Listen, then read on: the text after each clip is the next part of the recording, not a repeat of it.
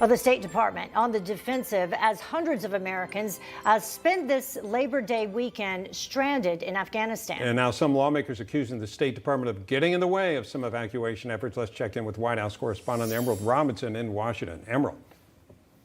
Hi, Bob and Heather. Well, clearly the situation got greater attention over the weekend as news broke of those at least 6 planes sitting there waiting to be evacuated, but not getting clearance from either the Taliban or not having what they needed from the State Department. That's what the controversy has been. However, the State Department saying that they have done everything they can or are trying to do everything they can to further facilitate the evacuation of Americans and allies. But the State Department coming under more fire today after more news breaking that 4 American citizens had made their way out of Afghanistan via a land evacuation. So they crossed the Afghanistan border into another country where they were received by the U.S. Embassy. The State Department did confirm that evacuation of the 4 citizens and suggested that they were responsible for this evacuation. However, Congressman Ronny Jackson of Texas took to Twitter to confirm that these 4 citizens were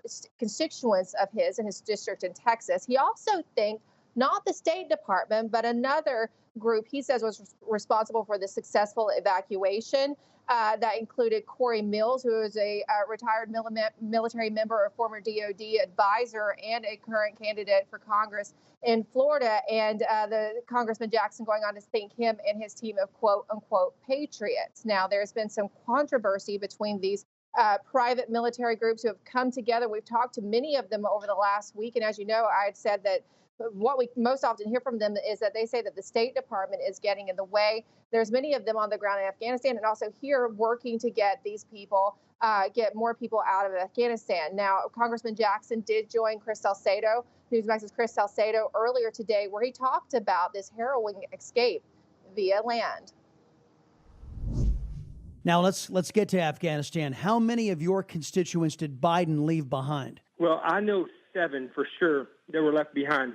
And I got some great news because I just found out literally about 20 minutes ago that 4 of those 7, a woman and 3 children, I have a team that was on the ground that actually snuck into Afghanistan and got them across the border last night, and they are now out of Afghanistan. I still have at least 3 that I know of that are left behind.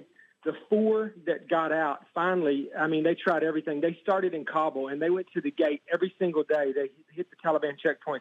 The Taliban beat their son, beat their uncle, put a gun to the woman's head, threatened to kill her.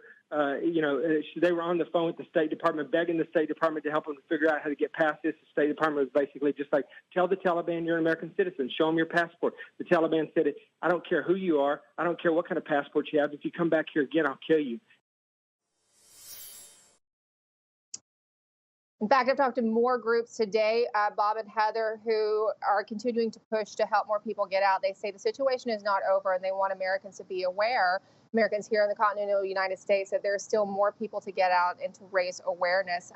Also, it was interesting, Bob and Heather, the State Department earlier today put out a press release touting its relocation effort, calling it the largest successful relocation effort ever.